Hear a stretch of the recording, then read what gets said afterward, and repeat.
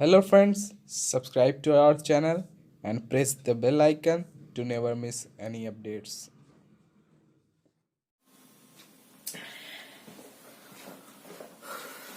Hello बच्चों, क्या हाल चाल। सब बढ़िया चल रहा है। तो जय सर की तरफ से ऑनलाइन कोचिंग में आपका बहुत बहुत स्वागत है ना। ऑनलाइन फीस कोचिंग में बहुत बहुत स्वागत है। और जय सर की तरफ से आपको बहुत बहुत प्यार, आप सभी बच्चों को बहुत बहुत प्यार और बहुत बहुत प्यार भरा नमस्कार, है ना। तो हम आगे चलते हैं। आगे हमारा क्या है, आगे हमारा टॉपिक क्या रहेगा। हमने बात कर ली थी वहां पे to checking the correctness of formula application of, हमने डायमेंशन में बात किया था। तो dimension of application of dimension में बात कर रहे थे। तो हमारा पहला पार्ट हो गया था अब to checking the correctness of formula, कि किसी भी फॉर्मूले को कैसे चेक करेंगे कि वो गड़बड़ है या फिर सही है। अगर सही है तो लेफ्ट हैंड साइड का डायमेंशन राइट हैंड साइड का डायमेंशन बराबर होना चाहिए। अगर गड़बड़ है तो फिर बराबर नहीं आएगा, है ना। और कई बातें हमने बात की थी। अब हम बात करते हैं क्या, दूसरा हमारा पार्ट चलता है। तो इसे हम क्वेश्चन से ही स्टार्ट करेंगे। खैर कुछ बातें कर लेते हैं। दूसरा पार्ट क्या है हमारा, दूसरा एप्लीकेशन हमारा क्या है। दूसरा एप्लीकेशन आपका है कि to changing the system of unit, changing the system of unit from one into another, है ना। किसी भी एक सिस्टम ऑफ यूनिट से किसी फिजिकल क्वांटिटी को बदलना है एक सिस्टम ऑफ यूनिट से दूसरे सिस्टम ऑफ यूनिट में। जैसे मैं आपको ये बोलूं कि एमके सिस्टम में ये हमारा फिजिकल क्वांटिटी की वैल्यू है, इसको बदल दीजिए किसमें, सीजे सिस्टम में बदल दीजिए, तो आप बदल देते हैं। जैसे आपको ऐसे सिंपल आप बहुत किए हुए हैं कि अगर आपसे पूछा जाए, आपको कहा जाए कि अगर स्पीड है, अगर स्पीड दिया हुआ है क्या 20 किलोमीटर पर आवर या 18 किलोमीटर पर आवर।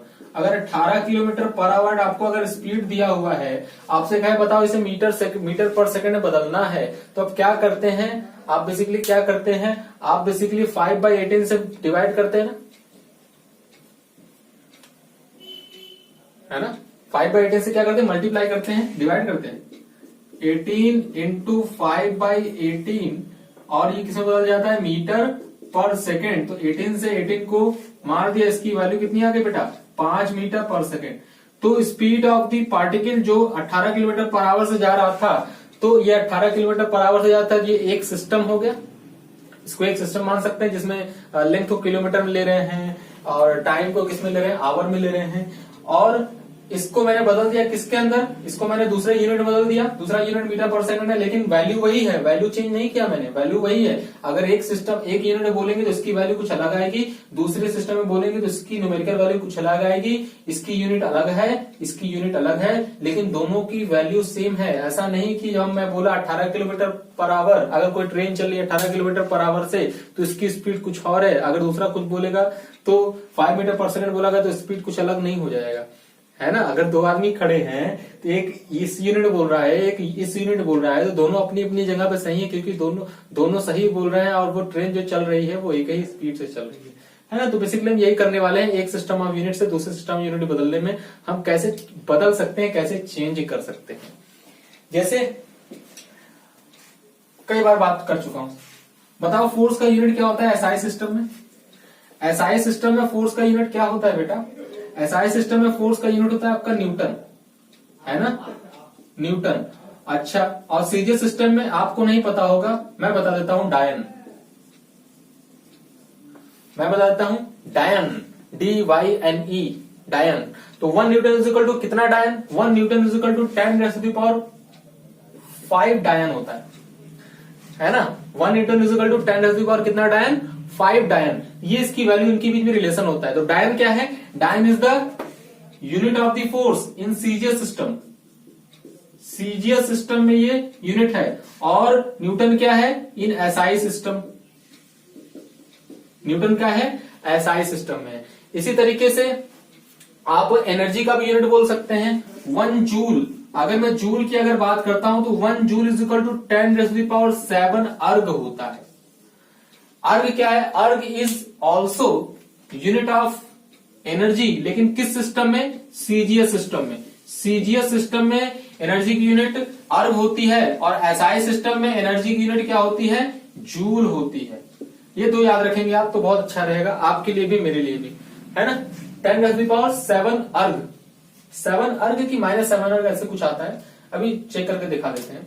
-7 आएगा कि आएगा। 10⁵ डायन। तो ध्यान से अगर आप देखें 1 न्यूटन, न्यूटन का मतलब कितना होगा बेटा, kilogram metre per second square, इसी को बोलते हैं ना newton, kilogram metre per second. तो 1 kilogram metre per second square is equal to कितना बन गया, 10⁵। अगर हमें इसे सीजे से बदलना है, मतलब डाइन में बदलना है, तो डाइन की वैल्यू क्या लिखेंगे, ग्राम, जहां किलोग्राम लिखा है वहां ग्राम लिख देंगे क्योंकि सीजे सिस्टम बात कर रहे हैं। जहां मीटर लिखा है उसको क्या लिख देंगे, सेंटीमीटर लिख देंगे, और सेकंड को सेकंड में ही बोलते हैं ग्राम को।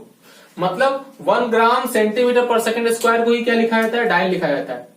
डाइन सीजीएस में है। अगर मैं फोर्स को अगर न्यूटन में लिखता हूं तो न्यूटन की value kilogram metre per second square होता है। फोर्स बराबर मास इंटू एक्सीलरेशन, मास kilogram, acceleration metre per second square, इसी को न्यूटन बोला गया था। 1 kilogram metre per second square को न्यूटन बोला जाता है और 1 ग्राम सेंटीमीटर पर सेकंड स्क्वायर को डायन बोला जाता है। और अगर मैं दोनों को रिलेट करूंगा डायन और न्यूटन को, मतलब kilogram metre per second square या फिर ग्राम सेंटीमीटर पर सेकंड स्क्वायर को, तो इस तरीके से रिलेट करूंगा जिसमें 10⁵ का मल्टीप्लाई हो जाएगा। उसी तरीके से जूल किसको बोला था हमने बेटा, जूल बोला था kilogram metre square per second square, इसका यूनिट ये होगा, इसी को हम क्या बोलते हैं, जूल बोलते हैं।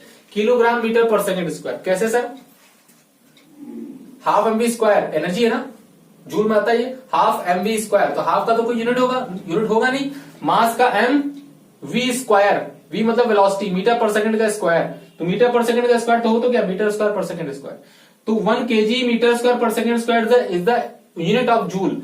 उसी तरीके से अगर सीजीएस सिस्टम में इसी को बोलेंगे तो क्या बोलेंगे, gram centimetre square per second square, मतलब 1 अर्ग की वैल्यू क्या हो जाएगी, gram centimetre square per second square, ये 1 अर्ग की वैल्यू है। लेकिन gram centimetre square per second square और kilogram metre square second square को रिलेट जब करेंगे तो 10⁻7 का मल्टीप्लाई करना होता है। मैं देख लेता हूं, 1 मिनट में चेक कर लेता हूं सही है कि नहीं, मुझे भी नहीं याद है। 1000 10⁻3 10⁻- में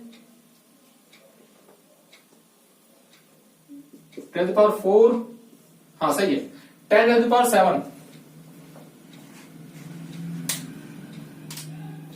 10⁻⁷ कितना 7, तो 1 kilogram metre square per second square 10⁻7 ग्राम centimetre square per second square, और इसकी वैल्यू ये चीजें आपको समझ में आती है ना, ये होता है ना ऐसा। अब आप सुनिएगा, मेरी बात ध्यान से सुनिए, मैं क्या कहना चाह रहा हूं, मैं इसी को समझाना चाह रहा हूं कि किताबों में कैसे लिखा होता है। तो ध्यान से अगर तुम देखो तो क्या ये चीज इसी को फॉलो कर रहा है, N1 U1 is equal to N2 U2 जो पहले पढ़ा था, कर रहा है ना, N1 U1 is equal to N2 U2 को ही फॉलो कर रहा है ना। N1 क्या है, एक सिस्टम में न्यूमेरिकल वैल्यू N1, और U1 क्या है, उस सिस्टम में उसके करस्पॉन्डिंग जो हमारा क्या है यूनिट है वो U1। N2 क्या है, दूसरे सिस्टम में न्यूमेरिकल वैल्यू उसी क्वांटिटी का, और U2 क्या है, U2 हमारा उसी सिस्टम में 10⁻7 के करस्पॉन्डिंग उसी सिस्टम में यूनिट है U2। तो N1 U1 बराबर N2 U2, इसी तरीके से यहां भी है N1 U1 बराबर N2 U2। समझ आ रही बात। तो फोर्स के लिए यूनिट ये हो गया, उसके लिए यूनिट ये हो गया, फोर्स के लिए यूनिट ये हो गया, एनर्जी के लिए यूनिट ये हो गया, है ना। लेकिन ध्यान से अगर तुम देखो तो डायमेंशन दोनों के सेम है, चाहे सीजीएस में बोलो चाहे हमारे किसमें बोलो, इसमें बोलो। देखो डायमेंशन मतलब पावर, किलोग्राम की पावर मतलब मास का पावर, लेंथ का पावर 2, लेंथ का पावर 2, टाइम का पावर 2, टाइम का पावर -2 ऊपर जाएगा ना, टाइम की पावर -2, यहां भी टाइम का पावर -2, यहां भी देखो बेटा, यहां देखो तो मास का पावर 1, लेंथ का पावर 1, टाइम के पावर -2 ऊपर जाएगा, तो यहाँ पे मास का पावर 1, लेंथ का पावर 1, टाइम के पावर -2, डायमेंशन सेम है, चाहे किसी भी सिस्टम में बोलो। तो किसी भी सिस्टम में बोलोगे तो डायमेंशन क्या रहेगा, सेम रहेगा, लेकिन यूनिट अलग अलग रहेगा, उसकी न्यूमेरिकल वैल्यू कुछ अलग होगी, और वो किसी नंबर से मल्टीप्लाई या डिवाइड होके क्या होंगे, एक दूसरे से रिलेट होंगे वो चीजें, वो अलग अलग सिस्टम में उसकी वैल्यूज। तो 1 न्यूटन इज इक्वल टू 10⁵ डायन, 1 जूल इज इक्वल टू 10⁻7 अर्ग, ये चीजें आपको समझ में आ गई। मैं मान सकता हूं कि ये चीजें आपको समझ में आ गई। मैं एक चीज दिखाना चाह रहा हूं, है ना। सपोज ध्यान से सुनते रहना, तभी किताबों में जो लिखा हुआ है समझ में आएगा। सपोज मैं लिख देता हूं, लिखते चलता हूं। Suppose N1 and N2 be the suppose N1 and N2 be the numerical value of physical quantity, numerical value of physical quantity, any physical quantity, किसी physical quantity का N1 N2 क्या है, numerical value है in one and another system, in two system, ऐसा लिख लो, in two system, in two system, system मतलब system of unit, in two system of unit, and U1 and U2 be the, and U1 and U2 be the corresponding unit respectively, corresponding unit respective मतलब मान लेते हैं कोई physical quantity है, मान लेते हैं कोई मान लो फोर्स है ना, कोई फिजिकल क्वांटिटी है, तो N1 एंड N2 भी द टू न्यूमेरिकल वैल्यू, उसको दो न्यूमेरिकल वैल्यू हो सकते हैं दो अलग अलग सिस्टम में, एंड U1 एंड U2 भी द करस्पॉन्डिंग यूनिट, मतलब N1 के करस्पॉन्डिंग U1 है, N2 के करस्पॉन्डिंग U2 है ना। अगर N1 के करस्पॉन्डिंग U1 है, N2 के करस्पॉन्डिंग U2 है, देन वी कैन राइट क्या लिख सकते हैं आप, N1 U1 is equal to N2 U2, equation number 1, equation number क्या हो गया 1, क्लियर है। दूसरी चीज, if A, B and C be the dimension of a physical quantity in mass, length and time, अगर क्या है A B C तीनों क्या है, तीनों डायमेंशन है इस फिजिकल क्वांटिटी के, जिस फिजिकल क्वांटिटी की हम बात कर रहे हैं, किसमें है, मास में है, लेंथ में है, टाइम में है, तो क्या मैं U1 को ऐसे लिख सकता हूं क्या, U1 is equal to M1 के पावर A, L1 के पावर B, T1 के पावर C, और U2 is equal to M2 के पावर A, L2 के पावर B और T2 के पावर C। यस और नो, तो आंसर आपका है यस, ऐसा लिखा जा सकता है। मैंने अभी दिखाया ना कि डायमेंशन हमेशा सेम रहेंगे, चाहे किसी भी सिस्टम में बात करो तो डायमेंशन सेम रहेंगे, लेकिन उसके यूनिट बदल जाते हैं। तो हमने क्या मान लिया, हमने मान लिया कि पहले यूनिट में उसकी मास का यूनिट कितना था, M1 था, ये यूनिट है M1 L1 T1 की यूनिट है, मास का यूनिट कितना था, M1 था, लेंथ का यूनिट L1 था, टाइम का यूनिट T1 था। जैसे ये क्या है, किलोग्राम, ये मीटर है, ये सेकंड है। दूसरे यूनिट में मास का यूनिट M2 था, लेंथ का यूनिट L2 था, टाइम का यूनिट T2 था, मतलब ग्राम सेंटीमीटर सेकंड, लेकिन जो भी रहेगा उसका पावर हमेशा सेम रहेगा दोनों साइड में, डायमेंशन हमेशा क्या रहना है, सेम रहना है। तो अगर ऐसा हुआ तो इसका मतलब N1 U1 is equal to N2 U2 होना चाहिए। N1 U1 बराबर N2 U2 मतलब ये कि N1 M1 के पावर A, L1 के पावर B, T1 के power C is equal to N2 M2 के पावर A, L2 के पावर B, T2 के पावर C। इज और नॉट, है ना, आर यू विद मी। अच्छा तो चलते हैं, इसको सॉल्व करो। जैसे मुझे N2 चाहिए, अगर आपको N2 चाहिए तो N2 की वैल्यू कितनी हो जाएगी, ये पूरी की पूरी वैल्यू नीचे उठा लो। जैसे ये पूरी की पूरी वैल्यू नीचे उठा लाओगे तो क्या हो जाएगा, M1 अपॉन में M2 के पावर A, L1 अपॉन में L2 के पावर कितना हो जाएगा B, और T1 अपॉन में T2 के पावर कितना हो जाएगा C। This is the value of कितना हो गया, N2, ये N2 की वैल्यू हो गई। N2 की क्या हो गई वैल्यू, मतलब N2 मतलब दूसरे सिस्टम ऑफ यूनिट में उसकी न्यूमेरिकल वैल्यू N2 बराबर कितना हो गया आपके पास, N2 बराबर आ गया आपके पास बेटा N1 M1 अपॉन M2 के power A, L1 upon L2 के power B, T1 upon T2 के power C। This is the numerical value of physical quantity in second system, है ना। यूज कैसे करेंगे इसको, यूज कैसे करेंगे, देखो मैं न्यूटन को ही दिखाता हूं। मैं क्वेश्चन आपका ये है, क्वेश्चन लिखेंगे फिर आगे चलते हैं, क्वेश्चन लिखे फिर आगे बढ़ते हैं, है ना। क्वेश्चन आपका दे रखा है कि find value of 1 Newton in CGS system में 1 न्यूटन की वैल्यू क्या होगी, आपको इस मेथड से निकालना है। आपको मैं दो मेथड सिखाऊंगा, एक सिंपल मेथड और एक बुक वाला मेथड। ये बुक वाले मेथड से मैं बताता हूं, लेकिन एक सिंपल मेथड ही आपको बताऊंगा। जल्दी से नोट करें फिर आगे बढ़ते हैं। तो 1 न्यूटन की वैल्यू निकालनी है सीजीएस सिस्टम, मतलब 1 न्यूटन की वैल्यू निकालनी है सीजीएस सिस्टम में, मतलब 1 न्यूटन की वैल्यू कितने डायन के बराबर होगी।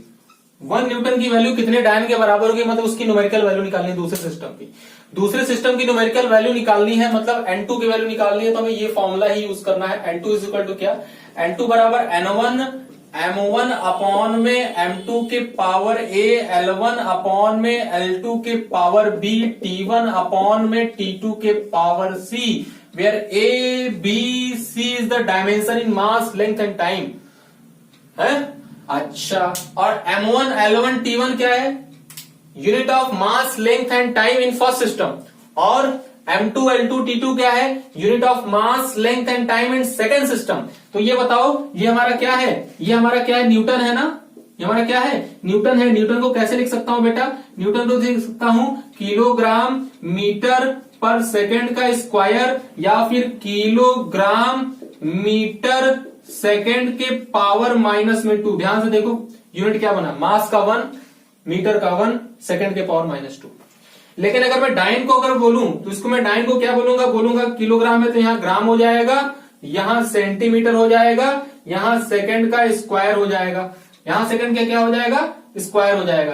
तो ध्यान से देखो अगर, तो इसको मैं ऐसे लिख सकता हूं, ग्राम सेंटीमीटर सेकंड के पावर -2, दोनों का यूनिट क्या हो गया, सेम। बहुत अच्छे से अगर आप देखें तो यहां पे क्या लिखा जा सकता है, यहां पे लिखा जा सकता है कि ABC, A की वैल्यू कितनी आ गई 1, B की वैल्यू कितनी आ गई 1, और C की वैल्यू कितनी आ गई -2, इज और नॉट। तो तीनों की वैल्यू आ गई, A की value 1, A is the dimension of mass, B is the dimension of length, और C is the dimension of time. अच्छा, और ये M1 L1 T1 क्या है, किलोग्राम यूनिट है ना वो, किलोग्राम मीटर सेकंड। तो बस वैल्यू रख दो, आंसर आ गया। और N1 की वैल्यू क्या दे रखा है, N1 मतलब फर्स्ट यूनिट, 1 न्यूटन की वैल्यू पूछ रहा है, न्यूमेरिकल वैल्यू ना फर्स्ट यूनिट में, फर्स्ट सिस्टम ऑफ यूनिट में, इसकी वैल्यू 1। तो N2 की वैल्यू इज इक्वल टू, यहां पे लिखेंगे 1, और यहां लिखेंगे किलोग्राम, नीचे लिखेंगे ग्राम, M1 मास का यूनिट, पहले सिस्टम में, दूसरे सिस्टम में किलोग्राम है, ग्राम है, और इसकी वैल्यू 1। यहां देखो B की वैल्यू 1 है, ये क्या है मीटर, ये क्या है मीटर है, ये क्या है सेंटीमीटर है, पावर कितना है 1। अच्छा, ये क्या है सेकंड है, नीचे भी कितना है सेकंड है, पावर कितना बेटा -2। ध्यान से अगर आप देखें तो N2 की वैल्यू कितनी बनी 1। अब बताओ ये किलोग्राम है, क्या लिख सकते हैं 10⁻³ ग्राम, इसको क्या लिख सकते हैं 10⁻³ ग्राम। पावर कितना बना 1, तो 1 ही आएगा वो। 1 metre is equal to 10⁻² centimetre, और नीचे कितना सेंटीमीटर, पावर तो 1 ही आने वाला है। ये सेकंड कट गया बेटा, कितना बचा 1 के पावर -2, 1 के पावर -2, और किसी के भी पावर माइनस में, अगर 1 के पावर में कुछ भी पावर है तो हमेशा कितनी वैल्यू आती है 1 ही आती है, तो इसकी वैल्यू 1 आने ही वाली है। ध्यान से अगर तुम देखो सेंटीमीटर कट गया, ग्राम कट गया, 10⁻³ बचा, 10⁻² बचा, कुल मिला जुला के N2 की वैल्यू कितनी आ गई 5 आ गई। मतलब N2 बराबर तुम्हारे पास कितना आ गया 10⁻5। इसका मतलब ये कि ये जो N2 है, मतलब ये पूछ रहा था, क्वेश्चन मार्क था 1 न्यूटन इज इक्वल टू कितना डायन, 10⁻5 डायन इसकी वैल्यू होती है ना। इसी तरीके से आप ट्राई करिएगा किसका 1 जूल की वैल्यू अर्ग में निकालने के लिए, जैसे ये मेथड यूज किया गया है ना। एक आध दो बार अगर न समझ में आए, एक आध दो बार और वीडियो देखिएगा रिवर्स करके, आपको पक्का समझ में आएगा मैं क्या कहना चाह रहा हूं और कैसे कैसे एबीसी लिया जाता है, एनवन लिया जाता है। अच्छा, इसका दूसरा तरीका बताता हूं मैं। दूसरे तरीके की मैं बात करता हूं कि कैसे दूसरे तरीके से इसको सॉल्व किया जा सकता है ना। जैसे 1 न्यूटन इज इक्वल टू कितना डायन, ये पूछ रहा है आपसे। 1 न्यूटन इज इक्वल टू कितना डायन अगर आपसे पूछ रहा है तो ध्यान से अगर आप देखें तो 1 न्यूटन इज इक्वल टू कितना डायन पूछ रहा है, इसको डायन में बदलना है तो इसको ऐसे लिखा दो, 1 newton is equal to 1 kilogram metre per second square. और इसे सीधे सिस्टम में बदलना है तो बदल दो यहीं से कि किलोग्राम लिखा है तो किसी भी, अगर सिंपली किलोग्राम लिखा है तो इसे मैं पढ़ सकता हूं ना 1 किलोग्राम। अगर सिंपली मीटर लिखा है तो मैं पढ़ सकता हूं 1 मीटर। तो किलोग्राम लिखा है तो किलोग्राम बराबर 10⁻³ ग्राम, मीटर बराबर 10⁻² सेंटीमीटर, अपॉन कितना हो जाएगा सेकंड का स्क्वायर। ध्यान से देखो ये मल्टीप्लाई हो जाएगा, 10⁵ आया, बना कितना ग्राम सेंटीमीटर पर सेकंड स्क्वायर। ये है क्या, सीधे से बदल गया पूरा पूरा। तो इसकी वैल्यू कितनी आ गई, यही हमारा क्या है डायन है, ये डायन हो गया। तो 1 न्यूटन इज इक्वल टू कितना हो गया डायन। इसी तरीके से अगर आप किसका निकाल रहे हैं, अगर इसी तरीके से आप एनर्जी का यूनिट निकालेंगे तो एनर्जी का यूनिट निकालने के लिए भी यही यूज कर सकते हैं। देखिए ध्यान से कैसे, जैसे 1 जूल की वैल्यू आपको निकालनी है, 1 जूल इज इक्वल टू लिख सकते हैं 1 किलोग्राम मीटर पर स्क्वायर पर सेकेंड स्क्वायर। ये यूनिट जरूरी है आपको याद रखना कि 1 जूल की वैल्यू है होगी कितनी। तो ध्यान से अगर आप देखें तो किलोग्राम को क्या लिखेंगे 1 into 1 kilogram is equal to 10⁻³ gram, 1 metre is equal to 10⁻² centimetre, लेकिन स्क्वायर भी है तो कितना हो जाएगा 10⁻⁴ सेंटीमीटर का स्क्वायर, अपॉन में कितना हो जाएगा सेकंड का स्क्वायर। ध्यान से देखो तो कितना हो जाएगा 10⁷ gram centimetre square per second का स्क्वायर। ये तुम्हारे पास क्या बन गया 1 जूल। तो 1 joule is equal to 10⁷ gram centimetre square per second square. ये पूरा पूरा बेटा सीजीएस में बदल गया, सीजीएस में बदल गया तो इसी को क्या बोलते हैं, इसी को बोलते हैं 10⁷ अर्ग। तो 1 जूल इज इक्वल टू कितना हो गया 1 जूल इज इक्वल टू 10⁷ अर्ग हमारे पास बन गया। जल्दी से नोट करें फिर आगे बढ़ते हैं, जल्दी से नोट करो इसको। नेक्स्ट क्वेश्चन चलते हैं। नेक्स्ट क्वेश्चन क्या कर रहा है, a body has acceleration 45 kilometre पर मिनट स्क्वायर। मतलब एक बॉडी का एक्सेलेरेशन कितना है 45 किलोमीटर पर मिनट स्क्वायर है, उसकी एक्सेलेरेशन की वैल्यू। इसकी वैल्यू बतानी है in metre per second square. Metre per second square बताना है तो आप सॉल्व करें, डायरेक्ट सॉल्व करें। इसकी एक्सेलेरेशन की वैल्यू कितनी दे रखी है, एक्सेलेरेशन की वैल्यू दे रखी है 45 किलोमीटर पर मिनट का स्क्वायर, लेकिन हमें मीटर पर सेकंड में इसको फाइंड करना है। तो बस यहाँ पे इसको चेंज कर दो, किलोमीटर को मीटर में चेंज कर दो, मिनट को सेकंड में चेंज कर दो, काम हो जाएगा। 1 kilometre is equal to 1000 metre, मतलब 10⁻³ सॉरी इसको पहले लिखो 45 1 kilometre is equal to 10⁻³ metre, upon में 1 minute is equal to 60 second, तो 60 सेकेंड का होल स्क्वायर। जब इसको बेटा सॉल्व करोगे तो ए की वैल्यू तुम्हारे पास कितनी आएगी 45 इंटू 10⁻³ अपॉन में 60 सेकंड का होल स्क्वायर, कितना आ जाएगा 60 इंटू में 60 मीटर पर सेकंड का स्क्वायर। देखो आ गया यूनिट। अब जैसे यूनिट आ गया इसी को सॉल्व करना है, तो 2 जीरो यहां से चला जाएगा, यहां बचेगा 10, यहां 10 बचेगा, दिस इज इक्वल टू कितना 450 अपॉन में 6 इंटू में 6, और इसको जब सॉल्व कर देंगे, सॉल्व करने में इसकी वैल्यू कितनी आ रही है 125 metre per second square. This is the value of acceleration, है ना, this is the value of acceleration. इसको सॉल्व करिएगा, है ना। तो अब दूसरी चीज सॉल्व करनी है, लिखें दूसरा क्वेश्चन, स्क्रीन पॉज करके इसको उतारिएगा, लिखिएगा what will be the value of force, what will be the value of force,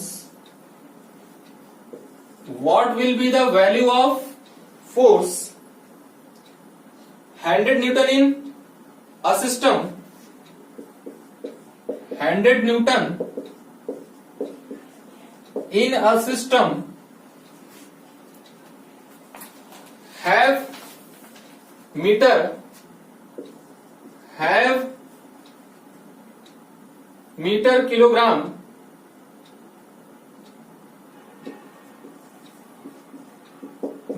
kilogram and minute। ये क्वेश्चन है।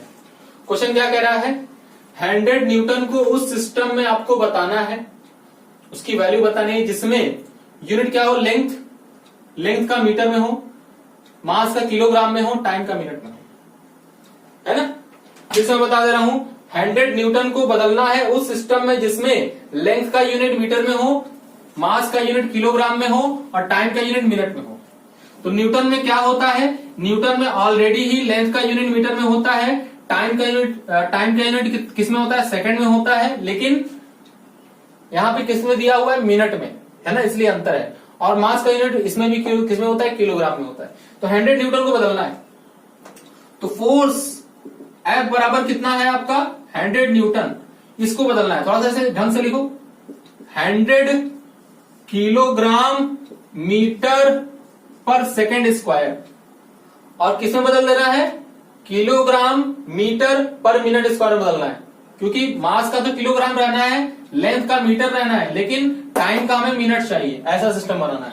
तो क्या करेंगे, 100 न्यूटन को बदलेंगे तो इसकी वैल्यू कितनी आ जानी है, 100 किलोग्राम को वैसे रखो, मीटर को भी वैसे रखो, लेकिन सेकंड को बदलो मिनट में। तो 1 मिनट बेटा इज इक्वल टू कितना, 60 सेकंड, और 1 सेकंड की वैल्यू कितनी आ जाएगी, 1/60 मिनट, 1/60 मिनट। उसकी वैल्यू उठा के यहां डाल दो, इसकी वैल्यू जब उठा के डालोगे तो यहां कितना आ जाएगा, 1/60 मिनट का होल स्क्वायर, और जब सॉल्व करोगे तो 60 पलट के ऊपर जाएगा, तो कितना हो जाएगा, 100 इंटू 60 इंटू में 60 क्योंकि स्क्वायर है, और इसकी वैल्यू कितनी आ जानी है, किलोग्राम मीटर पर मिनट का स्क्वायर। ध्यान से अगर तुम सॉल्व करो तो इसकी वैल्यू कितनी, इसकी वैल्यू आ जानी है 3.6 इंटू में 10⁵ किलोग्राम मीटर पर मिनट का स्क्वायर। क्लियर है, 3.6 देखो 4 बार 0 है, 1 2 3 4, और 6 इंटू 6 36 आएगा। तो 1 पॉइंट डेसिमल लगाओगे एक अंक के बाद, एक डिजिट के बाद, तो एक 0 और बढ़ जाएगा, तो 10 पर कितना आ जाएगा, 5 आ जाएगा। जल्दी से सॉल्व करो फिर आगे बढ़ते हैं, स्क्रीन पॉज करके जल्दी से सॉल्व करो फिर आगे बढ़ते हैं। दूसरा क्वेश्चन आपके स्क्रीन पर, दूसरा क्वेश्चन भाई साहब आपकी स्क्रीन पर,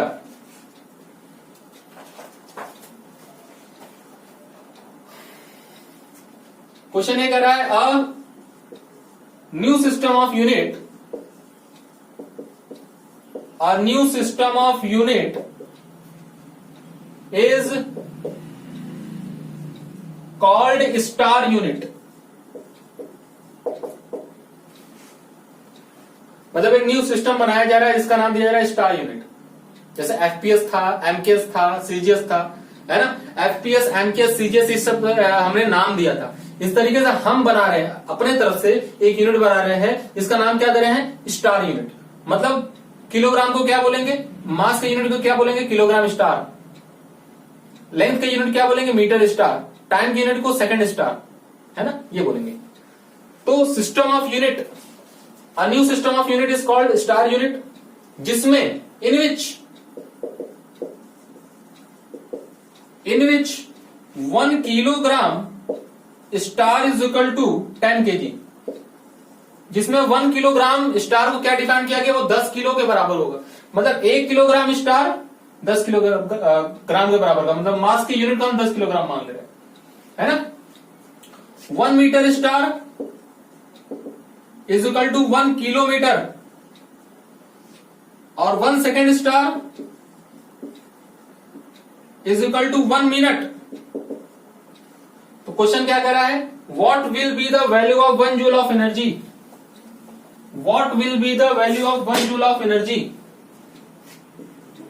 what will be the value of 1 joule of energy in new system, in new system. मतलब बेसिकली आपको पता करना है 1 जूल की एनर्जी जूल स्टार में कितनी होगी, है ना, न्यू सिस्टम में पता करना है। आप कैसे करेंगे, है ना, यही पता करना है 1 जूल की वैल्यू न्यू सिस्टम में क्या होगी। मतलब 1 जूल इज इक्वल टू कितना जूल स्टार। सही है, आओ और सॉल्व करते हैं भाई, है ना। थोड़ा सा स्पेस चाहिए मुझे इसको सॉल्व करने के लिए, है ना। इसको कैसे लिख सकते हो भाई, इसको ऐसे लिखो 1 kilogram 1 kilometre is equal to 10⁻³ metre, लिख दिया। 1 minute is equal to 60 second, ये भी लिख दिया। अब आ जाओ मेरा काम, 1 जूल की वैल्यू कितनी होगी, कितना जूल स्टार होगा। तो 1 जूल बेटा आप जानते हैं इसकी वैल्यू कितनी होती है, 1 kilogram metre square per second square, is और नॉट, इतना ही होता है। तो 1 kilogram metre square per second square, this is the value of 1 joule. हमें किसमें बदलना है, स्टार यूनिट बदलना है। तो ध्यान से अगर तुम देखो तो बदल दो, यहीं से बदलो। Is equal to 1 into 1 kilogram is equal to कितना होगा, 1/10 किलोग्राम स्टार, बदलो ना, इसको नीचे जाएगा इधर, कितना आ जाएगा 1/10 किलोग्राम स्टार इंटू में 1 metre is equal to 1/10⁻³ meter star, लेकिन होल स्क्वायर, स्क्वायर है, अपॉन में कितना हो जाएगा, सेकंड का square. 1 second is equal to 1/60 second star, 1/सेकंड स्टार, ये भी होल स्क्वायर। बस आपको क्या करना है, सॉल्व करना है इसको जैसे ही सॉल्व करेंगे आपको वैल्यू मिल जाएगा। देखो मैं सॉल्व कर दिखाता हूं, बहुत अच्छे से अगर आप देखो तो 1 जूल की वैल्यू क्या लिखोगे आप, न्यूमेरिकल वैल्यू एक साइड करो, 1/10⁻³ का होल स्क्वायर कितना हो जाएगा 4, तो मिला जुला के कितना हो गया 1/10⁵ हो गया ये, और 1/60 पलट के ऊपर आ जाएगा, कितना हो जाएगा 60 का स्क्वायर, 60 का क्या हो जाएगा स्क्वायर। अच्छा ये क्या बन गया, ये बेटा बन गया किलोग्राम का स्क्वायर, मीटर स्क्वायर का whole square, sorry metre star का स्क्वायर, और ये कितना बना सेकेंड स्टार का स्क्वायर। तो देखो स्टार में आ गया, और जैसे स्टार में आ गया ये क्या हो गया जूल स्टार, क्योंकि kilogram metre square per second square joule होता है, तो kilogram star metre star square और सेकेंड स्टार स्क्वायर मतलब कितना हो जाएगा जूल स्टार हो जाएगा। और इसकी वैल्यू जब सॉल्व करोगे तो कितनी हो जाएगी, ये 3 3 36 वैल्यू आएगी, 36 इंटू 10⁻² अपॉन में 10⁻⁵, ये जूल स्टार, और इसी को सॉल्व कर दोगे और अच्छे से तो इसकी वैल्यू कितनी आ जाने वाली है 36 इंटू में 10⁻⁻ में कितना आ जाएगा 3, है ना, और 10⁻⁻ में कितना आ जाएगा 3। अब आप जब इसको सॉल्व करोगे तो इसकी वैल्यू आने वाली 3.6 इंटू 10⁻⁻ में 2, ये जूल स्टार था, और ये भी कितना हो जाएगा जूल स्टार। मतलब 1 जूल की वैल्यू कितनी, 1 joule is equal to 3.6 into 10⁻⁻ में 2 जूल स्टार। जल्दी से कॉपी करें फिर आगे बढ़ते हैं, इस टाइप के क्वेश्चन ऐसे ही सॉल्व होते हैं। नेक्स्ट क्वेश्चन क्या कह रहा है, if unit of force energy and velocity are 10 newton 100 joule 5 metre per second respectively. ये क्या है सर, यूनिट ऑफ फोर्स तो न्यूटन होता है, ये तो 10 न्यूटन बता रहा है, ये माना जा रहा है। क्वेश्चन कह रहा है कि हम एक नया यूनिट बना रहे हैं जिसमें फोर्स का यूनिट क्या मान रहे हैं 10 न्यूटन का हम बराबर मानेंगे। एक नया यूनिट बना रहे हैं जिसमें एनर्जी का यूनिट हम क्या मानेंगे 100 जूल मानेंगे। एक नया यूनिट बना रहे हैं जिसमें वेलोसिटी का यूनिट हम क्या मानेंगे 5 मीटर पर सेकेंड रेस्पेक्टिवली, है ना। यह असलियत में यूनिट ऑफ फोर्स तो न्यूटन ही होता है, एनर्जी का जूल ही होता है ना। तो ये नया यूनिट है। If unit of force energy and velocity are 10 Newton, 100 Joule and 5 meter per second respectively, then obtain the units of length, mass and time। तो मास का नया यूनिट क्या होगा लेंथ का ये नया यूनिट क्या होगा और टाइम का नया यूनिट क्या होगा, आपसे पूछ रहा है। अगर फोर्स का दिया हुआ है, वेलोसिटी का दिया हुआ है, तो कोई खास बात नहीं। मान लो स्टार यूनिट है ये, नया यूनिट मतलब न्यू यूनिट मतलब स्टार यूनिट, मीन्स कह रहा है 1 न्यूटन स्टार। कितना स्टार? सोल्यूशन के पार्ट में आ जाओ, सोल्यूशन के पार्ट में कि 1 newton star is equal to बोल रहा है कितना न्यूटन? 10 न्यूटन। दूसरा क्या बोला? 1 joule star is equal to बोल रहा है 100 जूल। और तीसरा क्या बोला? तीसरा बोला बेटा आपका कि 1 metre star per second star is equal to 5 metre per second. Velocity का नया यूनिट क्या बना दिया? मीटर स्टार अपॉन में सेकेंड स्टार। अब कैसे सॉल्व करें? लेंथ का कहां से आएगा? मतलब हमें क्या निकालना है? 1 मीटर स्टार की वैल्यू कितनी होगी ये निकालना है, न्यू यूनिट। और हमें निकालना है 1 सेकेंड स्टार की वैल्यू क्या होगी, 1 किलोग्राम की स्टार की वैल्यू क्या होगी। आओ जैसे सॉल्व करते हैं, सॉल्व करो, देखो ध्यान से। 1 न्यूटन स्टार को क्या लिखोगे? 1 न्यूटन स्टार को, है ना, ब्रेन यूज किया करो। कैसे सॉल्व करना है किसी चीज को, मुझे देखो मैं कैसे समझता हूं, कैसे सॉल्व करता हूं। देखो 1 न्यूटन को क्या लिखूंगा? न्यूटन बराबर कितना होता है? Kilogram metre per second square. लिखोगे कितना? Kilogram star metre star per second star का square. This is equal to दिया हुआ है 10 kilogram metre per second square.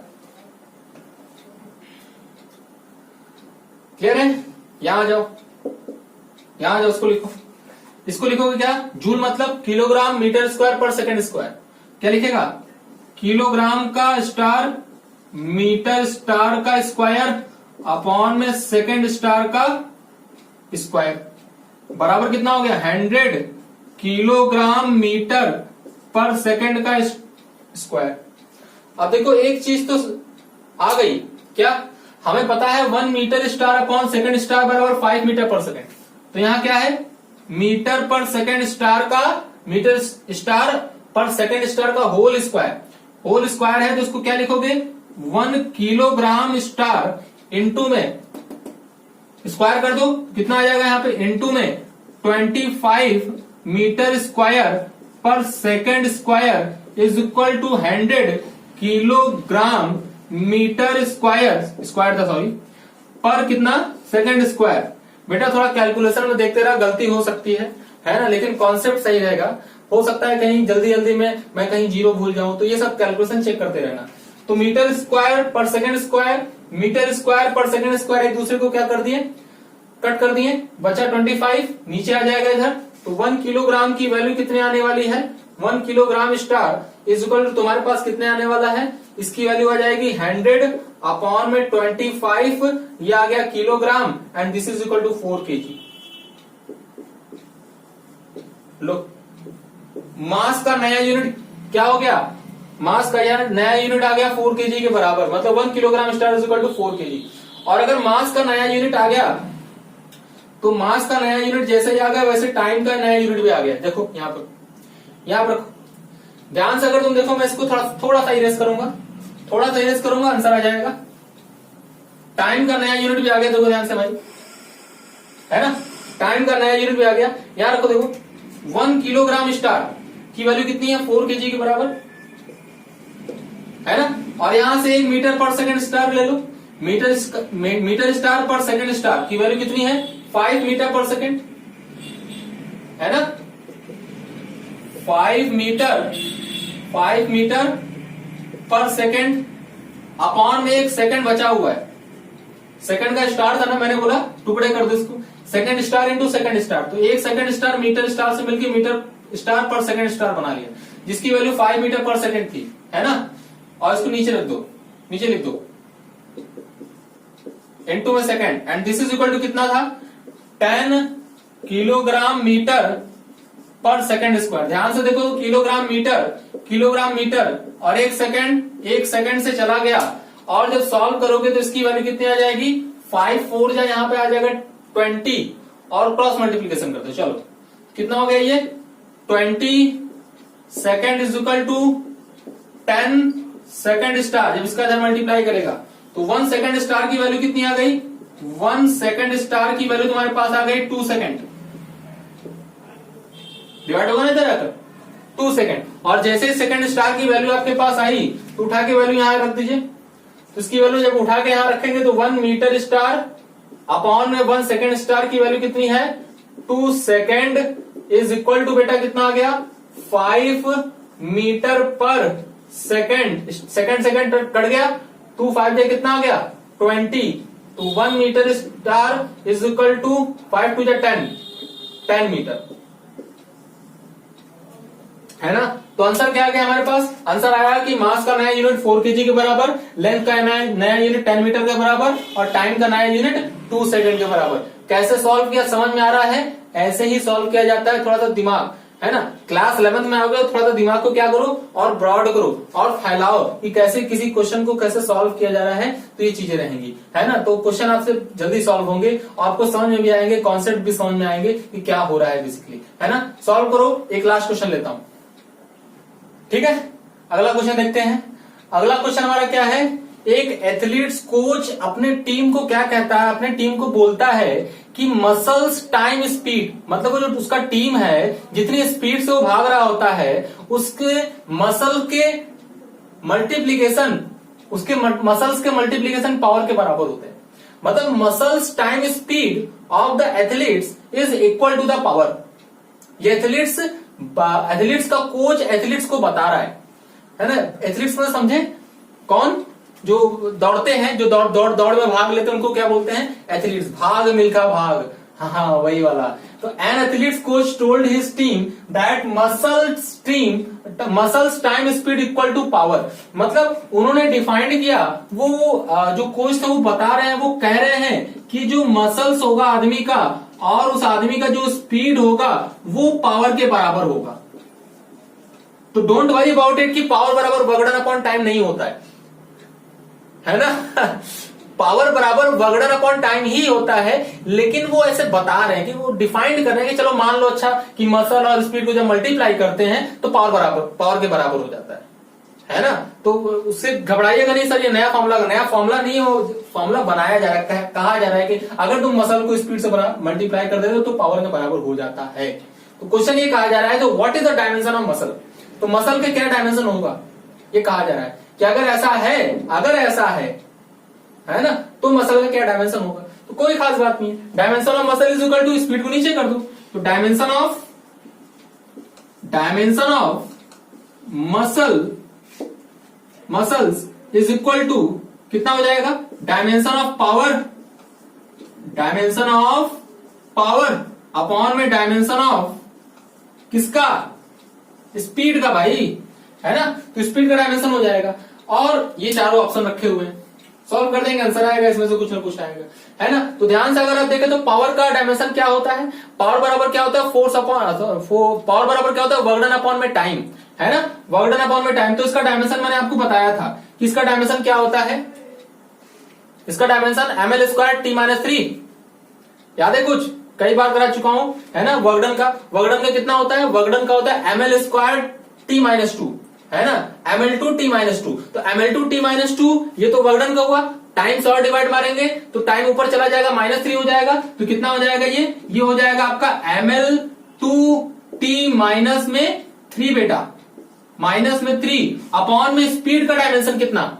Metre per second. तो LT-1, तो ये कितना आने वाला है? L आने वाला है, T-1 आने वाला है। ध्यान से अगर तुम देखो, बहुत अच्छे से देखो, ये L और ये L कट जाएगा और T-1 एक T-1 कट जाएगा, तो तुम्हारे पास क्या आने वाला है?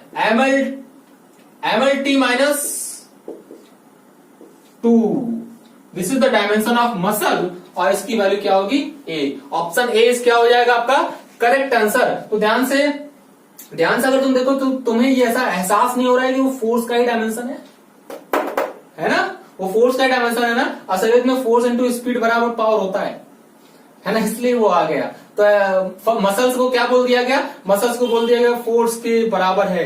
फोर्स के इक्विवेलेंट है। तो उस कोच ने उसको बताया, तो अपने टीम को बता रहे हैं कि मसल जो आपकी है वो मसल्स फोर्स के बराबर है, फोर्स के इक्विवेलेंट है। तो अगर आप स्पीड से मल्टीप्लाई कर देंगे तो पावर के बराबर हो जाएगा। तो बताइए मसल्स का क्या आपका डायमेंशन होगा।